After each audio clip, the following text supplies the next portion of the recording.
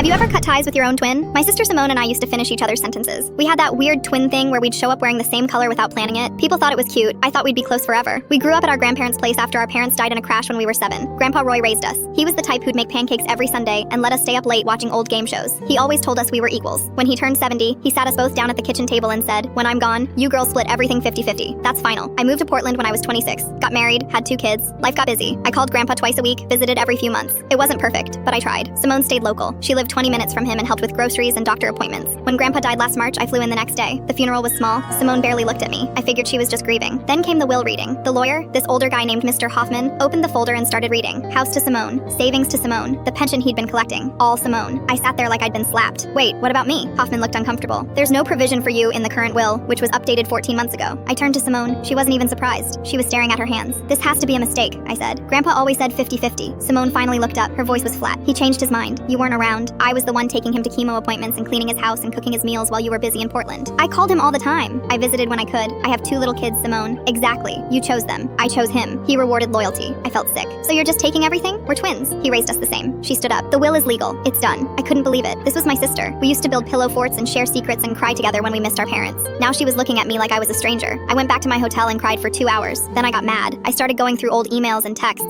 Something felt off. I remembered a time 6 months before Grandpa died when I tried to FaceTime him and he didn't pick up. He always picked up. I texted Simone to check on him and she said he was sleeping. But it was 2 in the afternoon and he never napped. I called his neighbor, Mrs. Brennan, an old lady who used to bring him soup. She told me something that made my blood run cold. She said Simone had told her months earlier that I'd gotten too busy with my life and didn't want to be contacted about Grandpa anymore. That I'd asked Simone to handle everything. I never said that, not once. I dug deeper. I requested Grandpa's phone records. Turns out, Simone had changed his number 8 months before he died and never told me. All my calls were going to a disconnected line. She'd been giving me excuses the whole time. Then I found the medical proxy. It was signed by me, giving Simone full authority over his healthcare decisions. Except I never signed it. I compared it to my real signature on my driver's license. It wasn't even close. She forged it. I took everything to a lawyer, not Hoffman. A younger woman named Angela Pierce who didn't mess around. She filed a contest on the will and reported the forgery to the state. The case took 9 months. Simone hired her own lawyer and fought me every step of the way. She told the judge I abandoned Grandpa. She had photos of herself with him at doctor appointments and holding his hand in the hospital. She painted me as the selfish one who only cared when money was involved. But the phone records didn't lie. Neither did the forged signature. A handwriting expert testified it wasn't mine. The judge ruled the medical proxy was fraudulent. The will was harder. Simone had been named legally, and Grandpa had signed it himself. But the judge ordered her to split the estate 40-60 because of the fraud. It wasn't perfect, but it was something. Simone texted me the day the ruling came through. "You ruined everything. You're not my sister anymore." I stared at my phone for a long time. Then I typed back, "Good. I don't want to be." I blocked her number after that. I haven't spoken to her in 3 years. I don't plan to.